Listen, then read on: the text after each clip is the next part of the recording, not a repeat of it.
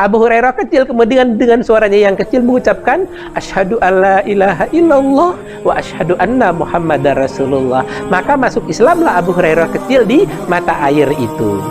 Hingga suatu hari hujan deras, ada anak kucing yang kehujanan basah. Abu Hurairah kemudian mengambil anak kucing tersebut, kemudian dilap, dimasukkan ke dalam saku kan orang zaman dulu tuh lengan baju kan gede-gede tuh, jubahnya dimasukkan ke situ, kemudian dikeringkan, dihangatkan, itu digendong gitu, kayak gendong anaknya.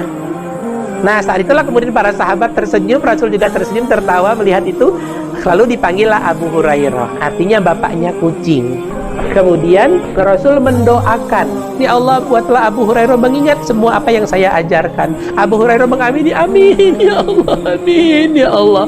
Maka sejak saat itu Abu Hurairah mampu mengingat semua yang ia dengar yang diajarkan oleh Rasul kepadanya.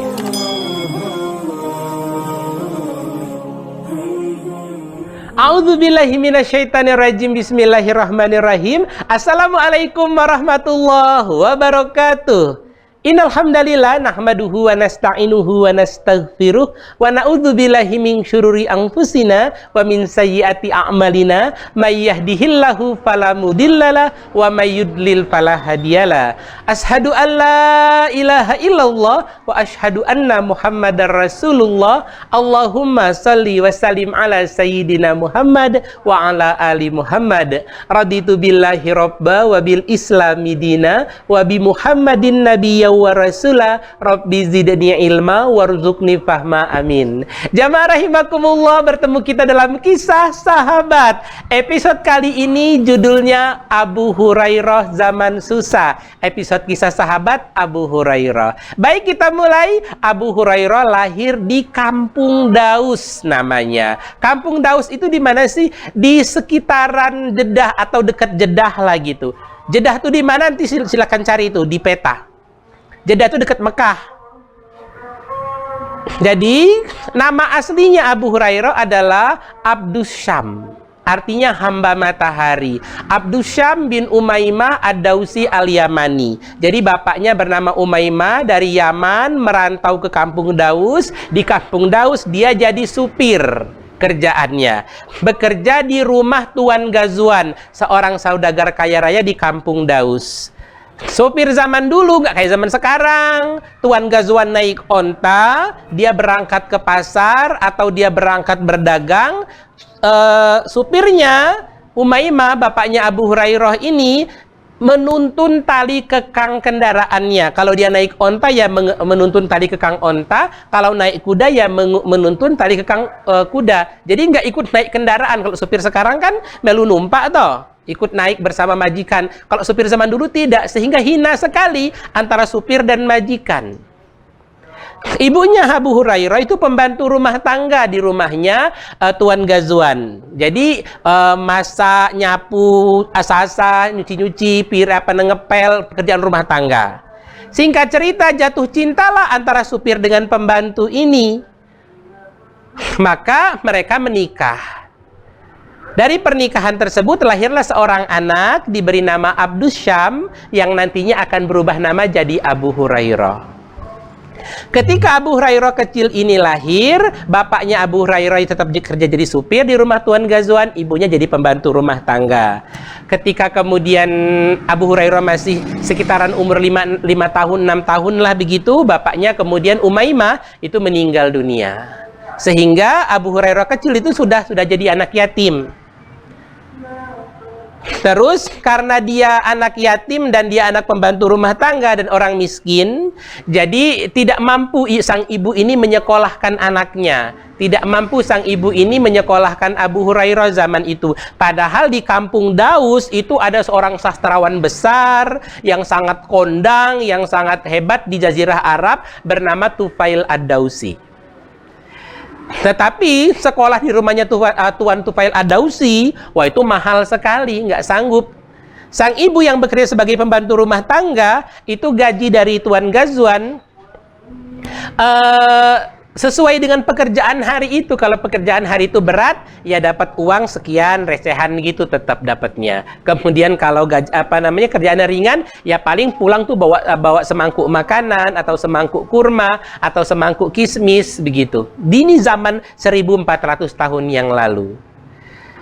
Sampai suatu hari, kemudian saat Abu Hurairah kecil sekitar berumur antara 10 sampai 12 tahun, ibunya sakit. Ibunya sakit, nggak bisa kerja, maka kata sang ibu, berangkatlah engkau ke rumah Tuan Ghazwan menggantikan pekerjaan ibu. Jadi datanglah Abu Hurairah kecil, kan dia sudah hafal tuh pekerjaan ibunya sejak kecil, kan dia sudah biasa ikut ibunya.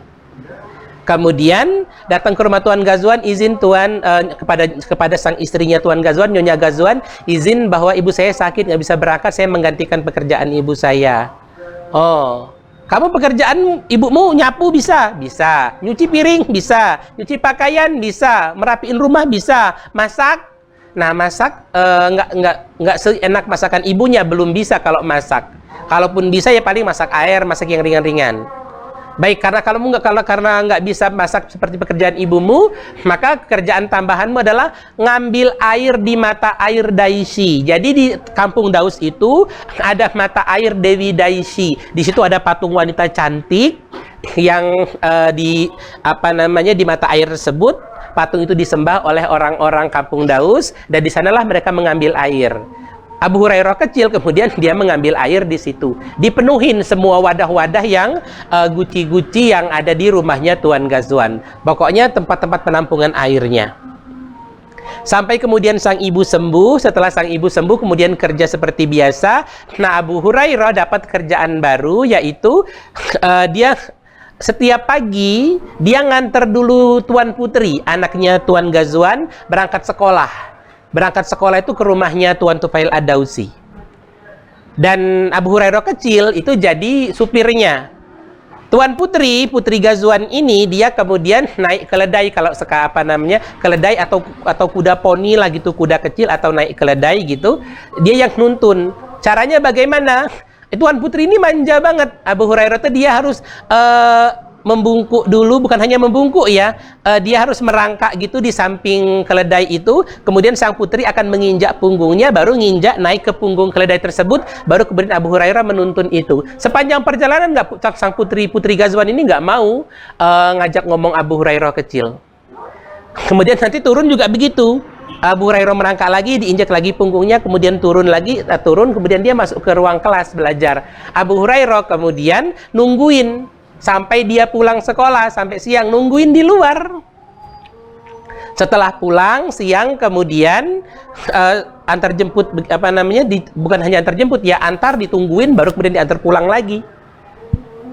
Setelah itu, setelah pulang sampai rumah tuannya, Tuan Ghazwan, kemudian sampai sore nanti dia kemudian ngambil air ke mata air Dewi Daisy, menuhin wadah-wadah air. Begitu terus menerus sampai kemudian ada kabar kenabian di kota Mekah, bahwa diutus seorang nabi di kota Mekah, yang nabi tersebut menerima wahyu, yang wahyunya ini sangat indah secara sastra, secara puitis begitu.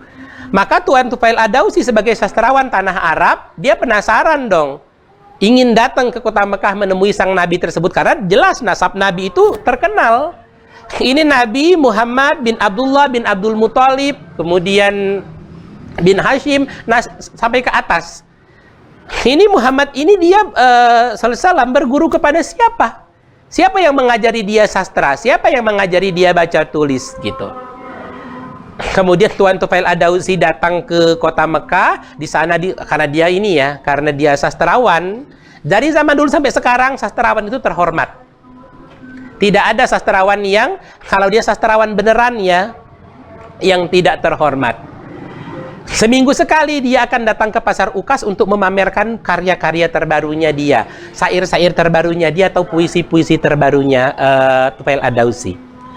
Jamaah rahimakumullah. Sampai akhirnya Tufail Ad-Dausi kemudian datang ke kota Mekah, malah disambut oleh rombongannya Abu Sufyan, Abu Jahal, Abu Lahab, dan abu-abu yang lain. Dikatakan selamat datang wahai sastrawan tanah Arab begitu. Kemudian ada angin apa yang membawamu datang kemari? Dikatakan oleh Tufail Ad-Dawsi, saya mendengar kabar Nabi. Oh, hati-hati, jangan percaya sama Nabi. Dia bukan Nabi, dia orang yang radikal, pemikirannya fundamental, berbahaya. Dia tidak maka harga mati. Dia memecah belah umat kerjaannya gitu. Oh, betulkah begitu? Kata Tufail Ad-Dawsi, iya. Semua orang yang pernah mendengarkan syair-syair Muhammad, maka dia rela berpisah dengan ibunya, dengan bapaknya, dengan saudaranya. Dia akan menjadi pengikut setianya. Hati-hati kamu kalau sampai mendengarkan syairnya Muhammad. Berbahaya. Dia mengandung sihir. Tufail Ad-Dawsi kemudian disambut dan dijamu dengan sangat baik oleh para pembesar Quraisy. Setelah itu, siap-siap pulang. Nah, ketika hendak pulang oleh orang-orang Quraisy tersebut, dikasih 2 gelintir kapas. Lalu disumpelkan ke telinganya gitu. 2 gelintir kapas tadi. Supaya apa? Supaya nanti kalau Tufail Ad-Dawsi ketemu sama Rasulullah, itu nggak bisa dengar syair-syairnya Rasul. Nggak bisa mendengar ayat suci, nggak bisa mendengar petunjuk, nggak bisa mendengar hidayah gitu. Kemudian disumpel telinganya, pulang. Begitu kemudian meninggalkan kota Mekah, sampai di gerbang kota, dia mau minum, melihat kirbat air, pada air, loh kok habis? Balik lagi dia ke kota Mekah, hari sudah sore. Balik ke kota Mekah, mendekati Masjidil Haram, kemudian mendekati sumur Zam-Zam, ngambillah air Zam-Zam. Zaman dulu air Zam-Zam masih nimba. Masih ditimba gini. Ketika dia sedang menimba, itulah dia melihat ada seseorang yang sedang banyak orang di sekitaran Ka'bah itu yang sedang menyembah berhala-berhala, tapi ada satu orang yang gerakannya beda. Gerakannya Allahu Akbar, Allahu Akbar gitu. Gerakan-gerakan sholat. Rasul sedang sholat 2 rakaat waktu itu, ibadah sore namanya. Jadi sebelum sholat 5 waktu, ada sholat tahajud, kemudian ibadah pagi, ibadah petang. 2 rakaat pagi, 2 rakaat petang, sama tahajud dulu sebelum peristiwa Isra Mi'raj. Yang nabi-nabi terdahulu juga melakukan ibadah seperti itu. Tufail Ad-Dawsi menyaksikan dari sumber Zam-Zam, siapa itu? Oh, itu sang nabi yang ngaku nabi gitu. Oh, itu orangnya gitu.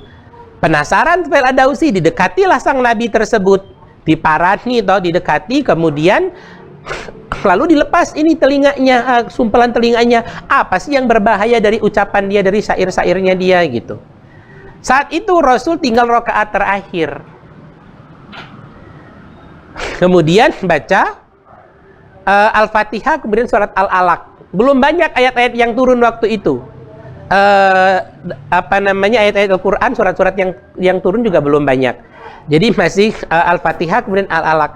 Nah, kita untuk kaum awam yang bukan sastrawan, kita mendengar surat Al-Fatihah, surat Al-Alaq, dan surat-surat yang pendek-pendek, itu biasa aja karena kita bukan sastrawan, dan kita bukan sastrawan Arab gitu. Tapi bagi orang-orang yang ngerti sastra, rima dan irama nada, oh itu luar biasa. Ketika Rasul kemudian mengucapkan A'udzubillahi minasyaitonirrajim, aku berlindung kepada Allah dari godaan setan yang terkutuk, itu mundur tuh Tufail Ad-Dawsi. Wah, emangnya aku setan kok dia berlindung kepada Allah dari saya gitu.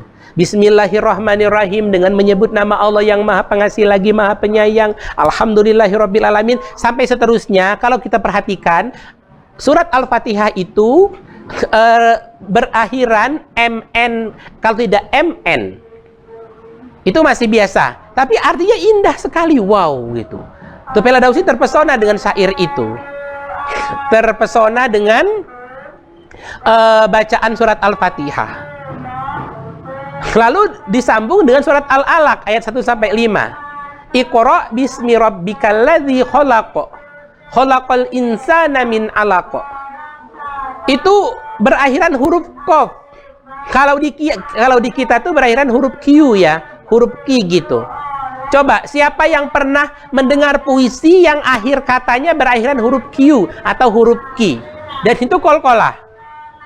Itu bagi seorang sastrawan saya itu rumit menyusun kata Iqra bismi rabbikal ladzi khalaq, khalaqal insana min 'alaq, Iqra wa rabbukal akram alladzi 'allama bil qalam 'allamal insana ma lam ya'lam. Berakhiran qaf qaf kemudian mim mim atau QQ MMM gitu. Dan artinya, bacalah dengan menyebut nama Tuhanmu yang telah menciptakan kamu dari segumpal darah. Udah sastra banget, udah puitis banget. Bacalah dengan menyebut nama Tuhanmu yang telah membuat kamu menjadi pinter, menjadi paham, menjadi mengerti melalui perantaraan pena. Loh kok dia tahu, kata Tufail Ad-Dawsi? Kalau saya pintar karena saya belajar pakai pena. Sampai kemudian Rasul ruku, i'tidal, sujud, kemudian sampai salam, wow, semuanya indah. Kemudian ketika Rasul salam, Tufail Ad-Dawsi kemudian pura-pura kembali ke sumur Zam-Zam. Akhirnya Rasul pulang. Tufail Ad-Dawsi diam-diam mengikuti Rasul dari belakang. Kemudian tanpa sepengetahuan Rasul, begitu Rasul kemudian masuk ke rumahnya, baru Tufail Ad-Dawsi mengetuk pintu, tok-tok kula nuwun, gitu kalau bahasa zaman sekarang ya. Permisi gitu, belum assalamualaikum zaman dulunya karena belum masuk Islam beliau. Rasul kemudian membukakan pintu dan Rasul kenal Tufail Ad-Dawsi. Siapa orang yang nggak kenal sama sastrawan tanah Arab saat itu? Orang dia sering berkunjung ke Mekah, terutama sekali sering berkunjung ke Pasar Ukas. Di Pasar Ukas itu ada panggung tempat para sastrawan manggung membacakan puisi-puisi terbarunya. Wow gitu. Ahlan wa sahlan, selamat datang Tufail Ad-Dawsi, ini bahagia sekali menerima kedatanganmu, silakan masuk, silakan masuk. Kata Tufail Ad-Dawsi, saya nggak lama-lama, saya ingin mendengar syair-syairmu yang lain. Tadi saya nggak sengaja mendengarkan syairmu yang ada di dekat Ka'bah. Nah sekarang saya mau dengar lagi syair-syairmu yang lain. Kata Rasul, itu bukan syair, itu adalah wahyu dari Allah, ayat-ayat suci Al-Quran. Ya apapun itulah namanya, whatever, pokoknya saya mau dengar yang berikutnya lagi. Baik, Rasul kemudian membacakan surat An-Nas yang ringan-ringan. Kalau kita dengarkan surat An-Nas, Qul a'udzu birabbin nas, malikin nas, ilahin nas, dan seterusnya, semuanya berakhiran sin atau berakhiran s. Siapa yang pernah menemukan puisi, semuanya ujungnya berakhiran s, dan itu artinya indah. Wow, nggak gampang bagi bahkan seorang sastrawan saja membuat puisi dengan akhiran s, dengan rima s, itu nggak gampang. Tolong bacakan lagi yang lain. Rasul kemudian membacakan surat Al-Falaq. Qul a'udzu birabbil falaq min syarri ma khalaq. Lagi-lagi berakhiran q, berakhiran dal, berakhiran ba, itu berakhiran huruf-huruf qalqalah. Itu juga sastra yang berat, tidak mudah membuat itu. Kemudian Rasul bacakan surat Al-Ikhlas yang semuanya berakhiran dal. Siapa yang pernah menemukan puisi berakhiran huruf D semua? Qul huwallahu ahad, Allahus samad, lam yalid wa lam yulad wa lam yakul lahu kufuwan ahad. Tidak mudah. Saya beberapa kali juga menulis puisi, tapi puisi saya rimanya tidak pernah mampu saya membuat rima yang huruf D semua ujungnya gitu, atau yang huruf S semua gitu. Pasti ujung-ujungnya itu acak. Kemudian Rasul dikisahkan masih membacakan beberapa surat pendek yang lain. Kemudian Tufail Ad-Dawsi, karena dia sastrawan, dia tahu persis ini pasti bukan bikinanmu gitu. Kata Rasul, memang bukan bikinan saya. Kamu nggak mungkin bisa bikin yang seperti ini. Saya yang sastrawan aja nggak ngerti loh, sementara kamu gitu. Kamu nggak ketahuan kan kamu berguru baca tulis di mana? Kata Rasul, saya bahkan belum bisa baca tulis. Apalagi bikin puisi, ini benar-benar dari Allah, dari Tuhan. Kata Tufail Ad-Dawsi, iya, kalau bukan dari Tuhan nggak mungkin ini bisa disusun oleh manusia. Makanya ada tantangan dalam Al-Quran, siapa orang yang mampu menyusun satu ayat saja yang setara dengan Al-Quran gitu. Baik dari segi makna, kemudian sastranya. Disitulah kemudian Tufail Ad-Dawsi akhirnya luluh hatinya dan masuk Islam. Masuk Islam caranya bagaimana? Cukup ulurkan tangan, ucapkanlah asyhadu alla ilaha illallah wa asyhadu anna muhammadar rasulullah. Maka masuk Islamlah Tufail Ad-Dawsi dan akhirnya nginep di rumah Rasul beberapa hari belajar Islam. Setelah itu baru beliau pulang ke kampung Daus. Rasul berpesan, sembunyikan keimananmu, jangan dulu woro-woro, jangan dulu publikasi ke orang-orang, karena kalau orang-orang tahu Tufail Ad-Dawsi ini masuk Islam bisa heboh tuh Jazirah Arab. Pulanglah kamu ke kampungmu, berdakwahlah di kampungmu. Maka pulanglah Tufail Ad-Dawsi, dia berdakwah di kampungnya. Yang masuk Islam itu hanya bapaknya, ibunya, istrinya, dan anak-anaknya. Sementara orang lain tidak ada yang mau masuk Islam dari dakwah Tufail Ad-Dawsi. Kenapa? Karena mereka tidak percaya bahwa ayat-ayat suci Al-Quran yang dibacakan oleh Tufail Ad-Dawsi itu dari Allah. Mereka pikir itu adalah karya puisi terbarunya Tufail Ad-Dawsi. Ini juga rahasia mengapa Rasul itu oleh Allah ditakdirkan ummi ketika awal-awal sejak kecil sampai awal jadi nabi, supaya tidak ada tuduhan orang bahwa Rasul yang mengarang Al-Quran itu. Kalau seperti Tufail Ad-Dawsi, orang-orang nggak ada yang percaya akhirnya. Sampai Tufail Ad-Dawsi kemudian dia berangkat ke Mekah lagi, lalu meminta kepada Rasul, ya Rasul, azab sajalah sudah kampung Daus itu, nggak bermanfaat hidup mereka, mereka nggak ada yang mau beriman. Mereka berzina, riba, kemudian membunuh, melacur, dan seterusnya, korupsi, dan seterusnya, membangga-banggakan harta dan keturunan dan nasab gitu, mabuk. Apa kata Rasul? Jangan dulu, jangan buru-buru minta azab. Tapi ini umat-umat terdahulu diazab ya Rasul. Kaum Nabi Nuh diazab, kaum Nabi Lut diazab, kaum Nabi Soleh, kaum Nabi Hud. Iya, tapi mereka diazab itu setelah para nabi tersebut berdakwah ratusan tahun. Nah, kamu baru kemarin dakwahnya, jangan buru-buru minta azab. Lalu bagaimana ya Rasul? Berdakwahlah lagi dengan lemah lembut dan jangan pilih-pilih. Halo jamaah rahimakumullah. Ini peringatan untuk siapapun yang mengaku pengemban dakwah ya. Berdakwahlah dengan lemah lembut dan jangan pilih-pilih. Ulang, berdakwah dengan lemah lembut dan jangan pilih-pilih. Baik, setelah itu kemudian Tufail Ad-Dawsi pulang, akhirnya taat kepada Rasul. Ya karena dia memang orang terpelajar ya, nggak membangkang. Tidak kemudian beda sama sahabat yang satu lagi, nanti kapan-kapan kita ketemu di kisah Abu Dzar. Nah itu dibilang jangan dulu menyampaikan keislamannya, malah dia menyampaikan keislamannya di depan Ka'bah. Ya dipukuli orang beneran, dikeroyok. Tufail Ad-Dawsi nggak begitu. Ini dia kaum intelektual. Pulang. Sampai dia di kampung Daus. Kemudian begitu sampai di gerbang kota, dia mau minum, airnya habis. Dia kemudian menuju ke mata air Dewi Daisy. Hari sudah sore ketika dia sampai. Jakarta Jeddah itu kurang lebih kayak Jogja Magelang deh, sekitar jauhnya itu. Jadi nggak terlalu jauh lah, hanya beberapa jam naik onta gitu ya. Kalau naik bus itu sekitaran 1,5 sampai 1 jam lah, tergantung kecepatan busnya ya. Oke, lanjut.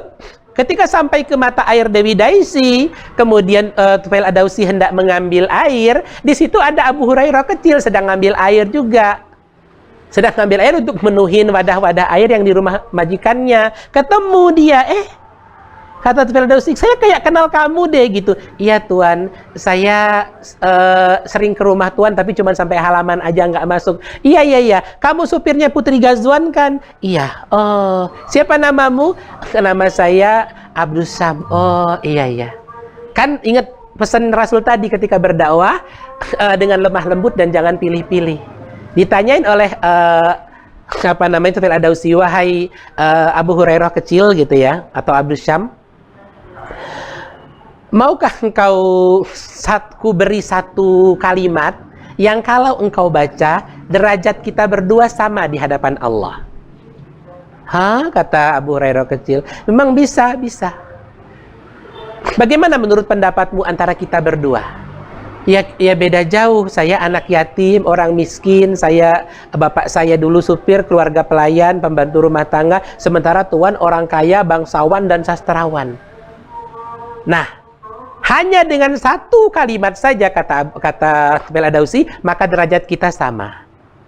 Maukah engkau saya ajarkan itu? Dan kalau engkau membaca kalimat itu, maka di hadapan Allah seketika derajatmu lebih tinggi daripada Tuan Ghazwan. Abu Hurairah ini memang dasar orangnya polos, nggak mikir lama-lama, pokoknya mendengar kebaikan langsung aja gitu. Sama kayak saya, insya Allah saya juga kalau mendengar kebaikan itu nggak mikir lama-lama, iya gitu. Maka seperti apa kalimatnya? Dia diberitahukan, sini tanganmu gitu, di baiat atau salaman, ucapkan kalimat asyhadu alla ilaha illallah wa asyhadu anna Muhammadar Rasulullah. Abu Hurairah kecil kemudian dengan suaranya yang kecil mengucapkan asyhadu alla ilaha illallah wa asyhadu anna muhammadar rasulullah. Maka masuk Islamlah Abu Hurairah kecil di mata air itu.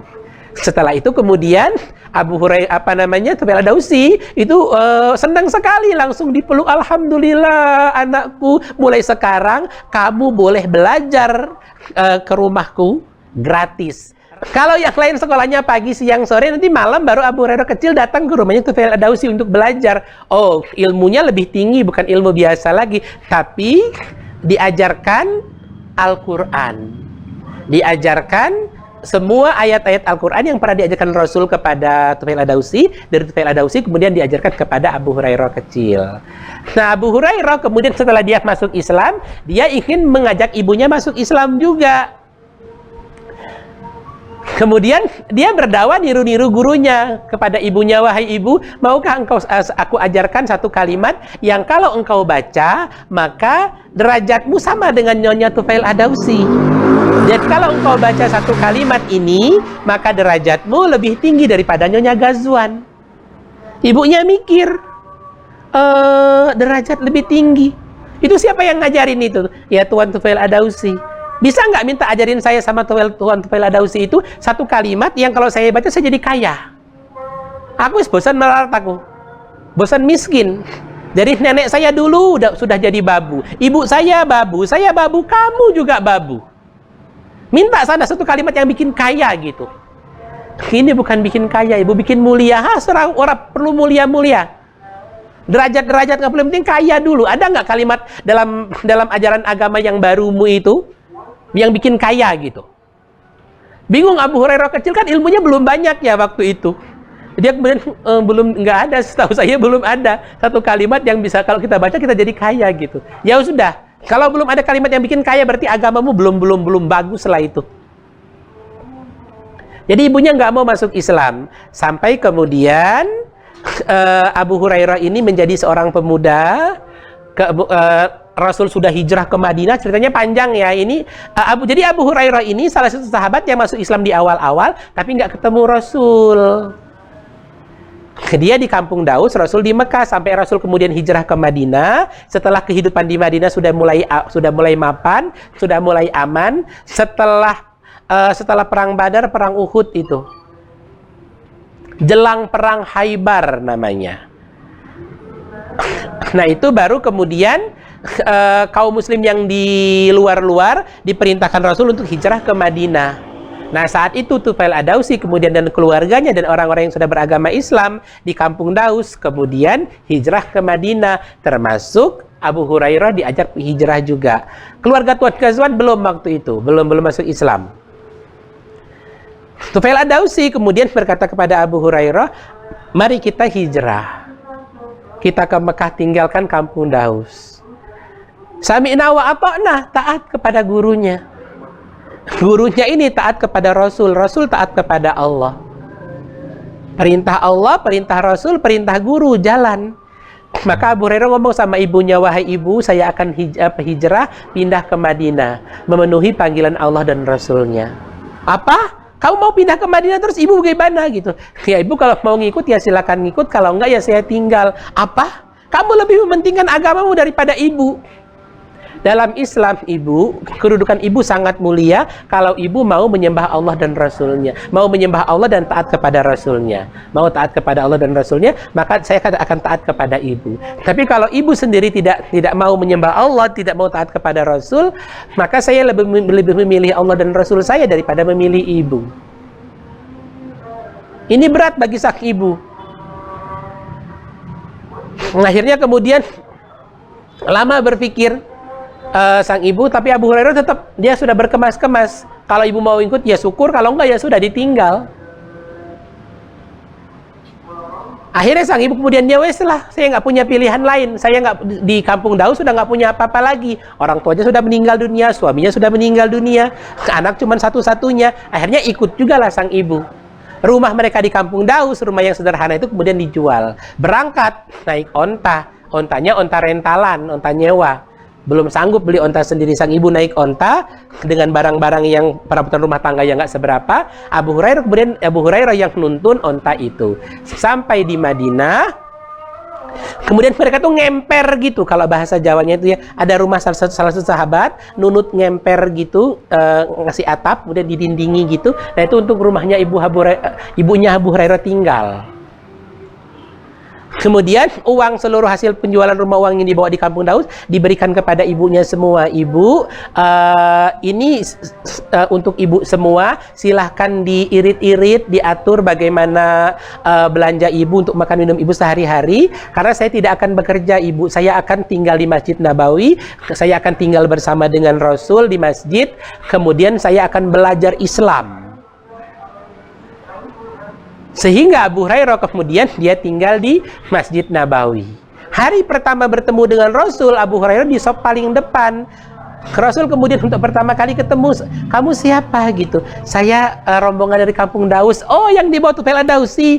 Iya. Siapa namamu? Abdus Syam.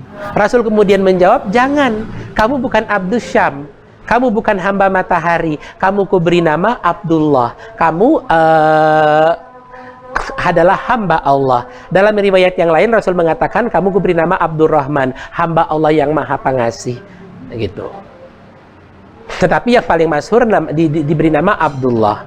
Hingga suatu hari Abu Hurairah ini pada musim dingin di Madinah, hujan deras, ada anak kucing yang kehujanan basah. Abu Hurairah kemudian mengambil anak kucing tersebut, kemudian dilap, dimasukkan ke dalam saku, kan orang zaman dulu tuh lengan bajunya kan gede-gede tuh, jubahnya dimasukkan ke situ, kemudian dikeringkan, dihangatkan, itu digendong gitu, kayak gendong anaknya. Nah saat itulah kemudian para sahabat tersenyum, Rasul juga tersenyum, tertawa melihat itu. Lalu dipanggillah Abu Hurairah, artinya bapaknya kucing. Padahal kucing bahasa Arabnya bukan Hurairah, kitun. Berarti ini Hurairah ini kucing spesial, bukan sembarang kucing gitu.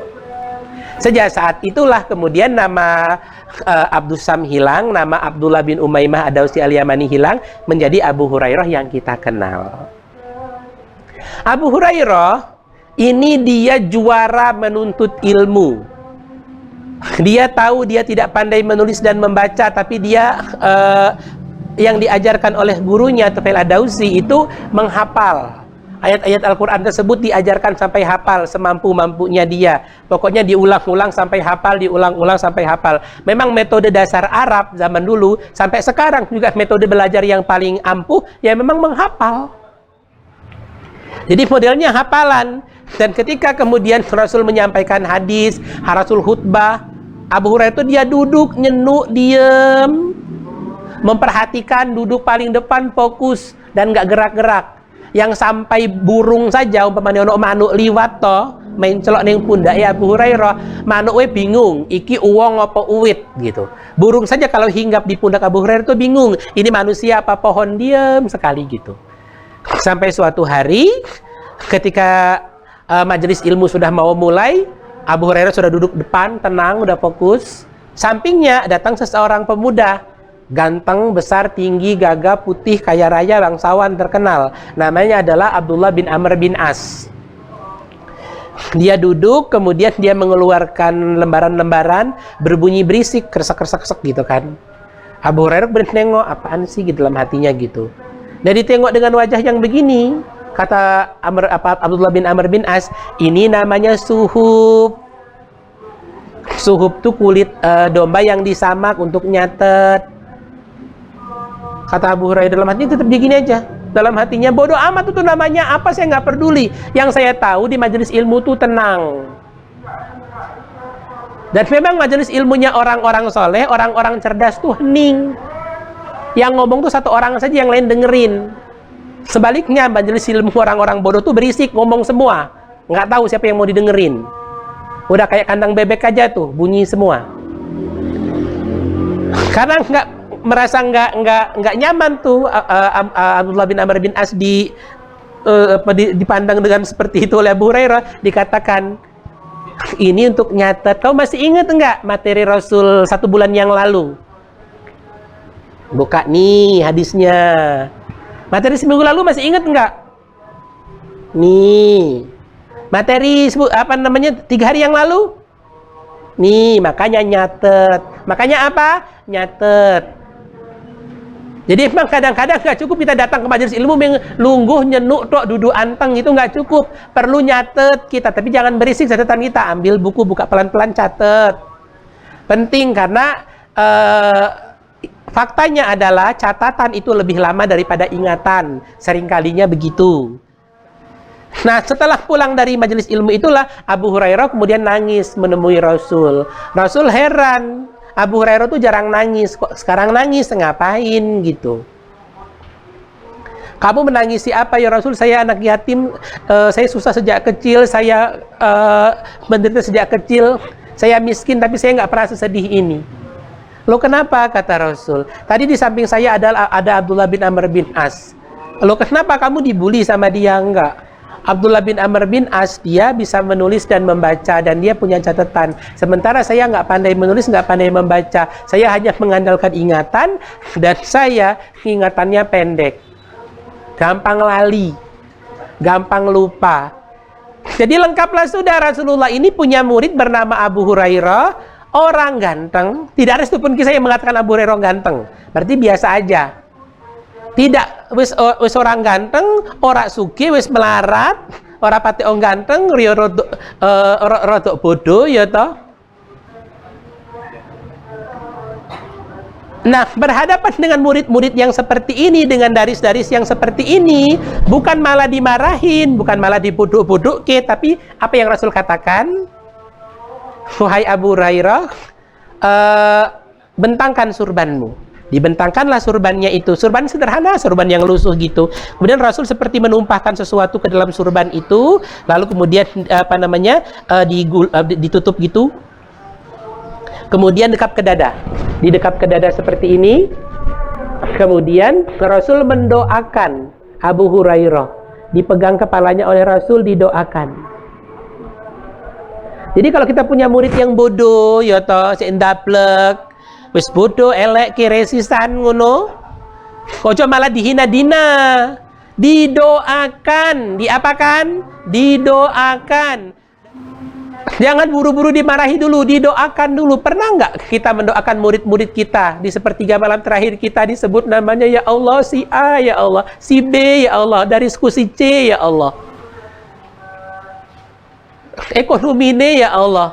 Dimudahkan, dilancarkan ma'isyahnya, ya Allah. Ben sergep ngaji, ya Allah. Ben ndase iki ben kepalanya orang mikir duit, ya Allah, ngono. Maka Rasul mendoakan, ya Allah, buatlah Abu Hurairah mengingat semua apa yang saya ajarkan. Abu Hurairah mengamini, amin, ya Allah, amin, ya Allah. Maka sejak saat itu Abu Hurairah mampu mengingat semua yang ia dengar yang diajarkan oleh Rasul kepadanya. Setelah itu kemudian Abu Hurairah pulang bertemu dengan ibunya. Setiap kali Abu Hurairah pulang menemui ibunya, ibunya ini selalu marah-marah dan memaki-maki Rasul. Ini gara-gara Islam, gara-gara Rasulmu, aku pindah di Madinah, uripku susah. Semua orang sekarang menyembah Allah, semua orang tidak ada yang menyembah Dewi Daisy. Di sini saya nggak punya teman. Randoi sedulur aku nangkene gak punya siapa-siapa, pokoknya saya mau kembali ke kampung Daus. Pokoknya saya mau meninggalkan Madinah. Nah, Abu Hurairah kemudian bersedih hati. Dia menemui Rasul lalu menangis. Kemudian Rasul bertanya, kenapa kamu nangis gitu? Saya sedih ya Rasul. Sedih apa lagi? Ibu saya ya Rasul. Ibu saya itu sejak kecil sudah menderita, sudah miskin, randu orat, tidak pernah punya harta yang banyak, tidak pernah makan enak, tidak pernah tidur di tempat yang mewah, tidak pernah punya rumah bagus.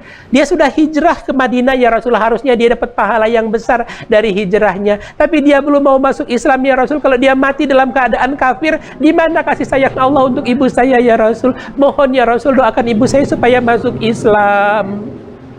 Kata Rasul, untuk masuk Islam itu hidayah, itu haknya Allah. Saya aja, kata Rasul, punya paman namanya Abu Thalib. Saya pengen banget dia masuk Islam, tapi takdirnya dia nggak masuk Islam.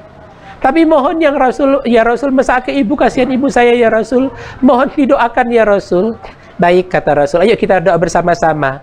Rasul kemudian mendoakan, Abu Hurairah juga mengaminkan. Rasul berdoa, ya Allah berilah hidayah untuk ibunya Abu Hurairah supaya dia masuk Islam dan menerima Islam. Abu Hurairah kemudian mengamini itu, ya Allah, mohon ya Allah berikan hidayah Islam kepada ibu saya. Doa Rasul ditambah doa anak yang soleh, makbul. Allah mengabulkan, ibunya Abu Hurairah akhirnya masuk Islam.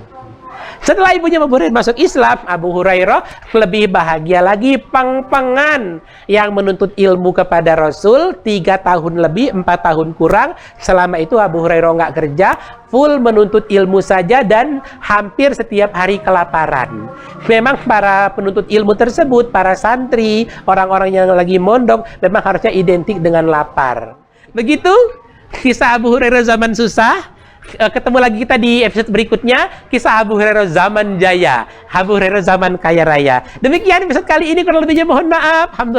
Alhamdulillahirabbil alamin. Subhanakallahumma wa bihamdika asyhadu an la ilaha illa anta astaghfiruka wa atubu ilaik. Wassalamualaikum warahmatullahi wabarakatuh.